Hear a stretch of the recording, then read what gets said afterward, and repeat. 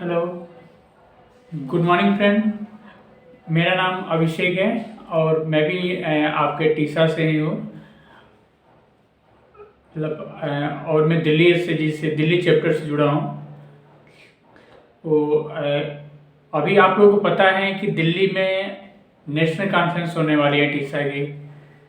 तो national conference क्यों attend करनी चाहिए? तो नेशनल कॉन्फ्रेंस इसलिए अटेंड करनी चाहिए क्योंकि हम लोग अपनी लाइफ में हकलाते हैं और हकलाने के अलावा भी जैसे काफ़ी सारी ऐसी चीज़ें हैं जिस पे हम लोग हकलाने के साथ साथ वर्क कर सकते हैं। जैसे कि इसमें ये कह सकते हैं कि मतलब एक बड़ा प्यारा सा स्टेटमेंट है कि बहादुर वो नहीं है जिनको डर नहीं लगता, बहादुर वो हैं जो कि डरते डरते काम अपना करते हैं, डरते हुए भी अपना काम करते हैं और उस काम को कंप्लीट करते हैं। तो हम लोग एनसी में देखते हैं कि एनसी में जो भी हमारी ऑर्गेनाइजिंग टीम है या जो भी हमारे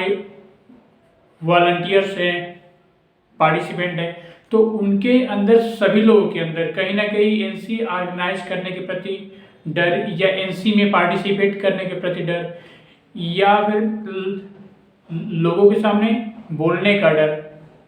लोगों को कैसे अप्रोच करना है, तो इस चीज़ का डर रहता है। फिर भी मतलब कि वो इस डर पे काबू करके और हिम्मत करते हैं और फिर वो जैसे कि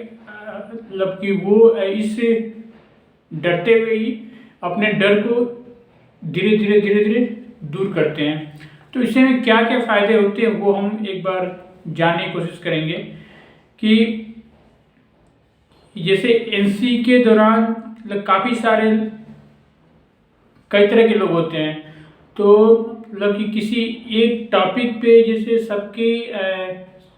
अपना डिसीजन बनाने के लिए या एजेंडा पे या उसका फीस स्ट्रक्चर कैसा होगा या मतलब कि कई सारी चीज़ें होती हैं। तो मतलब कि वो एक दूसरे के विचारों में सामंजस्य बनाते हैं, जैसे अपने विचारों के साथ साथ एक दूसरे के विचारों में भी सामंजस्य बनाते हैं और फिर एक बैलेंस अप्रोच करके उस चीज़ को देखने की कोशिश करते हैं। आप मतलब अर्थात दूसरे शब्दों में हम ये कह सकते हैं कि जैसे मतलब कि एडजस्ट करने की पावर आती है, मतलब कि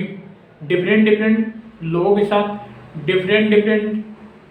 विचारों के साथ डिफरेंट सिचुएशन में कैसे हम एडजस्ट करें, सामंजस्य बनाएं। तो मतलब कि वो वैसी स्किल हमारे अंदर डेवलप होती है। नेक्स्ट स्किल ये होती है जैसे मतलब कि हम देखते हैं कि कई सारे इसमें हर्डल्स आते हैं, खासतौर से एनसी ऑर्गेनाइज करने में या जैसे एक इवेंट ऑर्गेनाइज करने में। तो ऐसे जो हर्डल्स है, जो भी दिक्कत है, तो उसका सामना कैसे करें, वो सामना कैसा करें और जैसे मतलब कि उसका एक जैसे सामना करने का एक साहस मिलता है। और जो भी जैसे मतलब कि ऐसे काम हम लोग करते हैं जो कि तो जनरली हम अपने लाइफ में नहीं किए होते हैं, खास तौर से एक साथ इतने लोगों के सामने मतलब कि बातचीत करना है, एक साथ इतने लोगों से हैंडल करना। तो जब मतलब कि जब ऐसी चीज़ों को हम करते हैं तो एक हमारे विचार उस तरह के हमारे माइंड में चलने लगते हैं जो जनरली पहले कभी चले नहीं थे। तो जो भी हमारे माइंड में अप एंड डाउन्स आते रहते हैं, जैसे मतलब कि जो नेगेटिव विचार आते रहते हैं, पॉजिटिव विचार आते रहते हैं, तो उसको कहीं ना कहीं हम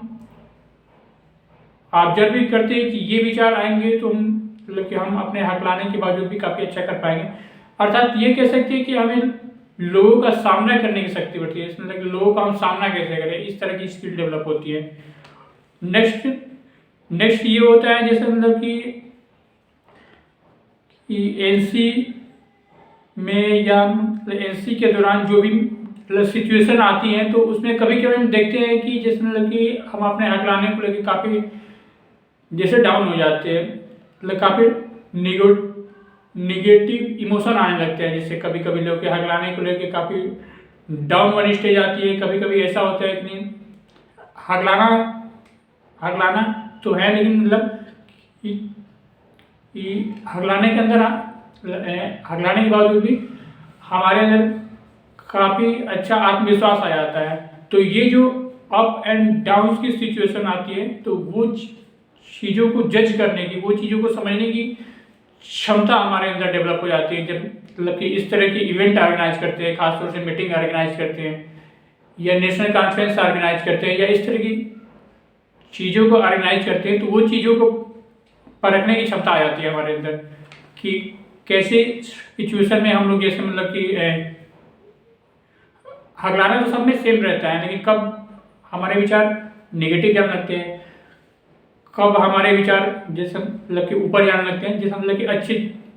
जैसे अच्छी फीलिंग आती है हगलाने की वजह, तो इस तरह की स्किल डेवलप हो जाती है। अच्छा, इस पर जैसे मतलब कि जब हम एक सारे इतने डिफरेंट बैकग्राउंड के लोगों से जब बातचीत करते हैं, या फिर ये कहे कि एक साथ जैसे मतलब कि उनके साथ किसी टास्क को जैसे मतलब परफॉर्म करने के लिए जैसे प्लान करते हैं, मीटिंग करते हैं, लोगों के फीडबैक लेते हैं, लोगों से सहयोग लेते हैं, लोगों का सहयोग करते हैं, तो इस तरह जैसे मतलब कि आपस में मतलब सहयोग करने की भावना का भी विकास होता है कि कैसे हम एक दूसरे को सहयोग दें, कैसे एक दूसरे से सहयोग ले। तो ये सारी चीज़ें सिर्फ मतलब पढ़ के या सोच के डेवलप नहीं हो सकती, या पॉजिटिव थिंकिंग से डेवलप नहीं हो सकती। मतलब ये सारी चीज़ें जब हम मतलब ऐसे इवेंट ऑर्गेनाइज करते हैं, ऐसी मीटिंग ऑर्गेनाइज करते हैं, तो उसमें जब मतलब ज़रूरतों के हिसाब से जब डिसीजन लिए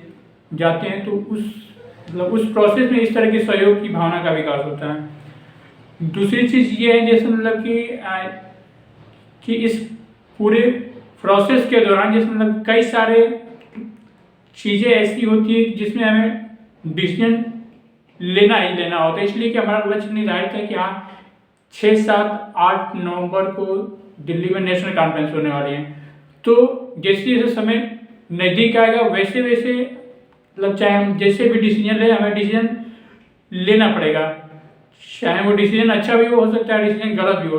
तो इससे जैसे मतलब कि ये इतनी फास्ट स्पीड से होता है जैसे ही इस मतलब नज़दीक आते रहते हैं इवेंट, तो उस केस में जो हमारी डिसीजन लेने की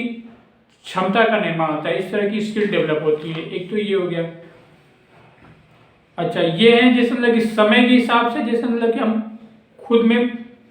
परिवर्तित करने की क्षमता का विकास होता है। जैसे कि आप लोगों ने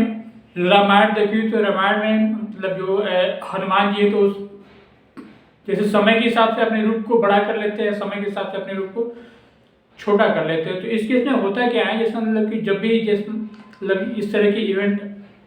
ऑर्गेनाइज होते हैं, तो उस केस में हम तो एक तो पहले कि अपनी जो भी एजेंडा है या जो भी जैसे मतलब कि उसको जैसे एक्सप्लेन करते हैं, उसको जैसे फैलाते हैं, जैसे लोगों तक अपनी मैसेज दे सके कि हाँ इतने तारीख को 6, 7, 8 नवंबर को दिल्ली में नेशनल कॉन्फ्रेंस हो रही है। और फिर जैसे 3-4 महीने के दौरान जो कुछ भी बिखेरे होते हैं सोशल मीडिया पे ये सारी चीज़ें, तो उसको 3 दिन के अंदर कम्पैक्ट फॉर्म में करना होता है कि ताकि मतलब अपने उस एजेंडे को एग्जीक्यूट किया जा सके। तो इस तरह की चीज़ों से जैसे मतलब कि खुद के अंदर समय के हिसाब से परिवर्तित करने की क्षमता का निर्माण होता है। अच्छा, एनसी के बाद हम लोग क्या छोड़ के जाते हैं और क्या लेके जाते हैं, ये मेन क्वेश्चन है। तो इसमें एनसी के बाद जो भी हमारे मतलब कि हगलाने के प्रति या खुद के प्रति गलत अवधारणा है जिनको हम पकड़ के रखे, तो उसको छोड़ के जाते हैं। काफ़ी सारे मानसिक द्वंद्व हैं जिनसे मतलब कि हम गुजरते रहते हैं अपनी डेली लाइफ में, उसको भी छोड़ के जाते हैं। काफ़ी सारी जो चीज़ें होती है जिसमें अनिर्णय की स्थिति होती है तो उसको भी हम लोग छोड़ के जाते हैं। अच्छा, हगलाने के कारण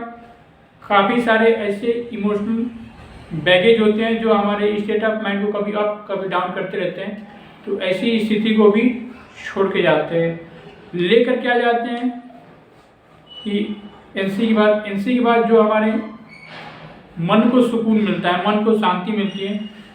खुशी मिलती है, संतुष्टि मिलती है। यह ज़िंदगी में पहली बार मतलब कि ऐसा फील होता है कि हमने निस्वार्थ भाव से कुछ काम किया जो खुद के लिए अच्छा हुआ, खुद की कल्याण की भावना से काम किया गया और साथ ही साथ उससे दूसरों को भी फायदा हुआ। तो मन में एक जैसे संतुष्टि का भाव होता है, एक उमंग उत्साह रहता है। दूसरी चीज़ ये होती है कि एक बहुत बड़ा परिवार मिलता है, बहुत सारे दोस्त मिलते हैं जो कि अपने जैसे जो कि स्टैमर करते हैं, और जैसे मतलब कि उसे एनसी के दौरान जो भी पॉजिटिव वाइब्रेशन मिलती रहती है, जैसे मतलब कि जो भी सीखने को मिलता है नया चीज़ें, तो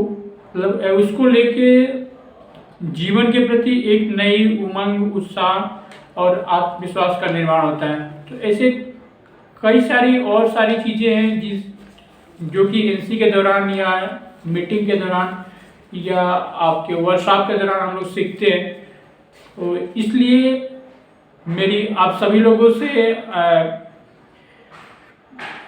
विनम्र सलाह है कि आप लोग दिल्ली में जो 6, 7, 8 नवंबर को